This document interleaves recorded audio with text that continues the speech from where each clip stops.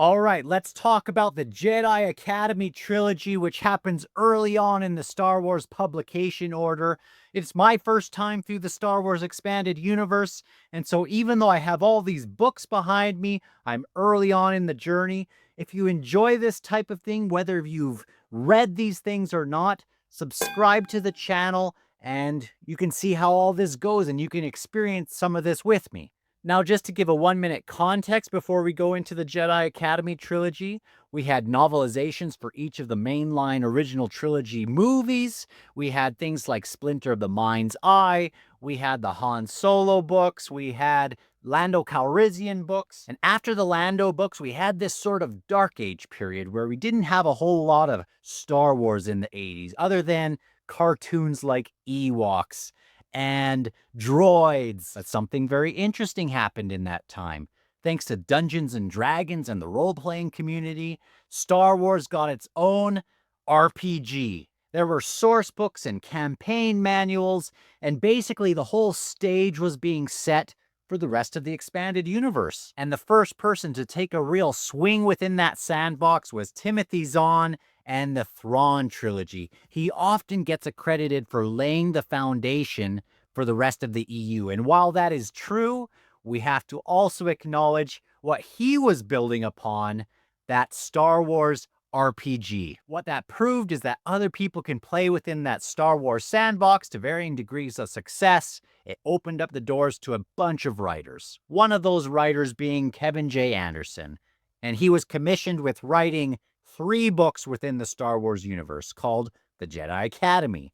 There are a number of things that happen. This is post-Return of the Jedi. This is post-Thrawn trilogy. And as the title says, one of the big things that this is about is Luke Skywalker reestablishing the Jedi Order, just planting the seeds, something that people were probably waiting for. So now that I got that opening out of the way, we can talk a little bit more freely about the 8 things I really liked about the Jedi Academy trilogy. Now, is it as amazing and acclaimed as the Thrawn trilogy? No, but there were things I really liked about it. Kevin J. Anderson took a lot of swings here. We go to all sorts of different planets. We have blob races. We have ancient Sith lore. And we have a lot of strange ideas that probably have their seeds planted within this trilogy. And that's the first thing I really liked about this trilogy. It did feel like everything expanded further. And that's in regards of the types of characters we can have, the types of locations, the types of concepts. He will do some things that are very samey, but we'll get to that. The second thing that I really like about the Jedi Academy trilogy is we finally get to see Luke as a Jedi Master. He's like the Dumbledore of this very early Jedi Academy. In the 1977 movie and the early comics, he was very young and swashbuckling and idealistic, and now he is a wiser Luke Skywalker, and this is more about how his influence can spread to other people. And that's what's so interesting about this. I thought it was great in that respect. He creates a new type of Jedi rule book that includes some things that he learned from Yoda, and some things that he learned from Obi-Wan, and some things that have come from his own experience. It's an interesting sort of mix between a number of things, but it's not really any one thing. As I mentioned, and this is going to be the number 3 thing, Kevin J. Anderson took a lot of experiments in this. I have some things written down here. We have a Luke firewalk sort of thing. We have blob races. We have Jedi students facing their own unique personal trials. We have mysteries surrounding the new Jedi temple that is being formed here. And I won't exactly say where that is because it's cool to find out about that. But it has some shades of Dagobah in the types of things that the students will have to confront.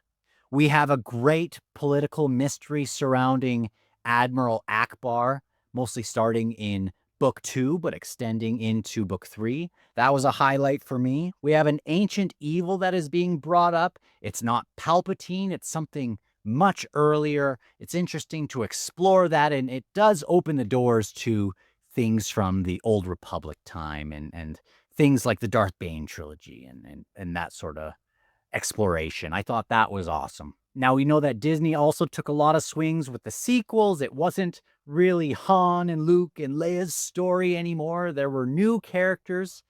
This also has new characters, but it has a much smoother handoff to new students that I actually care about it. And that will be brought up in a later point. Number 4 and number 5, I've already kind of talked about. Number 4 was Admiral Akbar's storyline. That was a highlight for me of all things. I love Admiral Akbar already, but I think his storyline, his sort of political storyline, I guess I can also add Mon Mothma has an interesting sort of storyline here. Now, there's a lot of things that happened, and he had to juggle all those things. And some of them were more interesting than the others, and I wish some were totally cut down or dropped altogether. But some things, especially like the Admiral Akbar part, was very interesting. I liked it. Number 5 is what also is maybe the most exciting thing for me that gives me hope for reading the rest of the expanded universe, is that we finally get some new, young Jedi. Young people have just not been in the franchise up to this point. And I don't know how much they are in the future, but if this group of young Jedi are a part of the story moving forward, I'm all in. People like Kip Duron, great arc. Wasn't always written the best, good ideas, but I like them.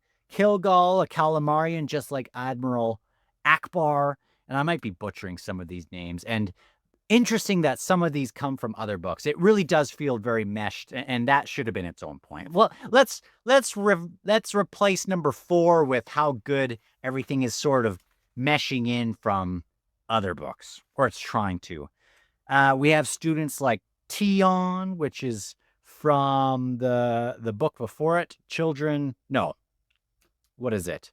Courtship of Princess Leia. Streen, Dorsk 81, which is the 81st generation of this, or the 81st iteration of this clone, which I liked that.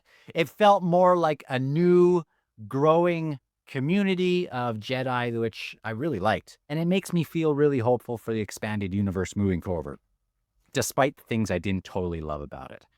Number 6 has to do with this ancient Sith presence that we have around the Jedi Temple and within people's dreams and things like that. I think everything surrounding him and these Jedi and the whole concept of dark versus light was handled great. There is a chapter in this final book, chapter 15 gave me chills surrounding him. Really great. And I'm curious if we'll have that Sith mentioned in other comics and shows and books and things like that in things to come. Number 7, something I also liked, is it captured some of the Star Wars weirdness. We have ancient Sith ghosts. We have the Sun Crusher, which, not super different than the Death Star or Star Destroyers or things like that, but it's a new sort of threat. Maybe it's a little bit samey, but I liked that. We have Force mysteries that go all sorts of different ways. We have the Force sort of expanding and people almost having their own classes within the Jedi Order, which I liked. It just gave some flavor. So the last thing, number 8, even though the Thrawn trilogy was very solid, I found the Jedi Academy Trilogy to be much more fun and lighthearted and almost a young adult trilogy. So people's mileage will vary, but overall, as things were going on with the first book, I was kind of hesitant because I wanted something more gritty and in the dirt and maybe even darker, and we did get some of that in the 2 books before it. But as the trilogy went on and I started to settle myself back, I started to really enjoy it. I liked the second book more than the first book, even though if I went back, I'd probably enjoy the first book more the second time, now that I know kind of the vibe that it was going for, and now that I like the students more and some of the other characters. And by the third book, I was pretty all in. But now let's go into some of the negatives. You could probably just mash all of these together. It won't be like 1, 2, 3, 4, 5, like I mentioned earlier, because it all just mixes together. The pacing can be a little bit jarring within the trilogy. And a part of the reason for that is that Kevin J. Anderson is trying to be ambitious and handle a lot of things, which I appreciate, but sometimes it'll be ramping up and we'll be getting excited about this or this or this, and we'll be pushing towards that. And then for a chapter, we're following 3PO trying to find Jason and Jaina Solo within a zoo. And then it doesn't really end in a satisfying way. And so even though I liked a lot of the ideas, I wish that he had a different editor or something and just got some pushback on maybe some of the execution, because not everything landed very well. Also, in the last book, it's like we are ramping up to this amazing stuff happening. It gets to this conclusion, and then you look at the book and you still have half the book to go, and it never quite reaches the same heights. It was inconsistent in that way. Some of the characters felt very underdeveloped.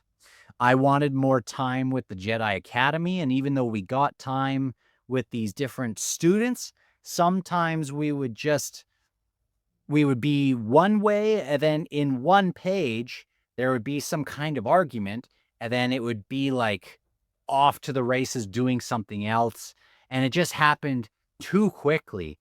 The arc with Kip Duron, which I found interesting, and parts of it I really liked. It was hard to suspend my disbelief, and if you know, you know, some of the stuff involving him, and then it all just kind of gets forgotten in a way. I thought it was fun, but to varying degrees of success with the actual implementation with each of these characters and their arcs. Now, the last thing I would say is it would be a shame to be trying to compare the Thrawn trilogy with the Jedi Academy trilogy, because they are two very different things, and it really never reached the heights for me as the Thrawn trilogy, but it did open a lot of doors to the rest of the expanded universe, as I mentioned. It was lighter.